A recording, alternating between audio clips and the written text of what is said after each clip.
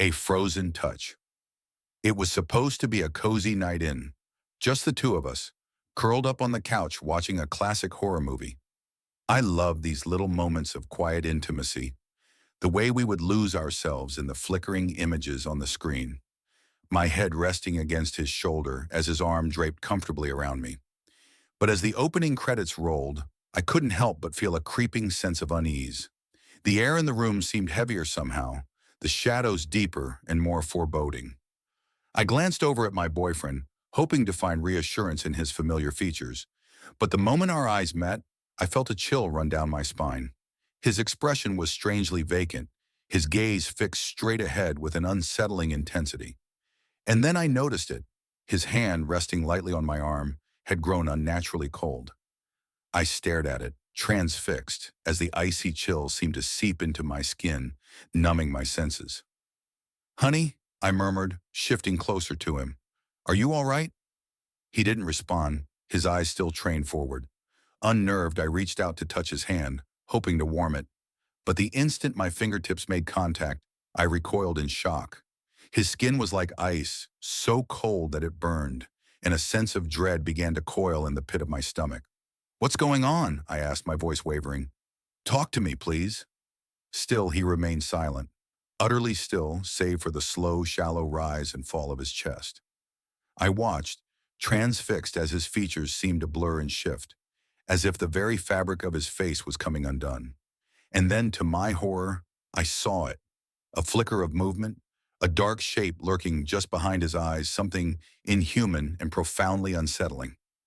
Panic surged through me and I scrambled off the couch, putting as much distance between us as I could. My heart pounded in my ears as I watched him, frozen in place, his icy gaze still fixed straight ahead. "What are you?" I breathed, the words escaping my lips before I could stop them. At that, his head turned slowly, painfully, until his eyes were locked on mine.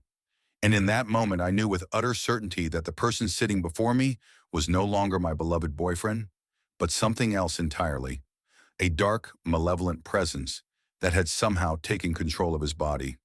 "I am what I have always been," he replied, his voice low and hollow, devoid of any trace of the warmth and affection I had grown so accustomed to. "And soon you will be too." I stumbled backwards, my mind reeling, as he rose from the couch, his movements fluid and unnatural. I watched, transfixed, as his features began to shift and distort, his skin taking on a sickly, pallid hue. And then, to my horror, I saw it, a faint, unearthly glow emanating from his eyes, a telltale sign of the dark forces that had consumed him. "No," I whispered, shaking my head in disbelief. "This isn't real. You can't be." But even as the words left my lips, I knew it was futile. The person I had loved, the person I had trusted with my heart, was gone. In his place stood a twisted, malevolent being, one that seemed to radiate a palpable aura of menace and malice. "Oh, but it is very real," he said, his voice dripping with a sinister amusement. "And soon, you will be a part of it too." He took a step towards me, and I felt a surge of pure, unadulterated terror. Instinctively, I turned and fled, racing towards the front door, my only thought to escape this nightmare. But as I grasped the handle, I felt a cold, vice-like grip close around my arm, pulling me back. "You can't run from this, my love," he whispered, his breath icy against my neck. "It's already inside you, waiting to consume you, to make you one of us." I struggled against his hold, but it was no use. His strength was inhuman, his grip unbreakable. Slowly, he pulled me closer until I could see the eerie, unearthly glow of his eyes, the malevolent intelligence that lurked within. "Please," I begged, my voice barely above a whisper. "Don't do this." But he only laughed, a hollow, chilling sound that sent shivers down my spine. And then, with a sudden, violent motion, he pulled me into his embrace, his icy skin burning against mine.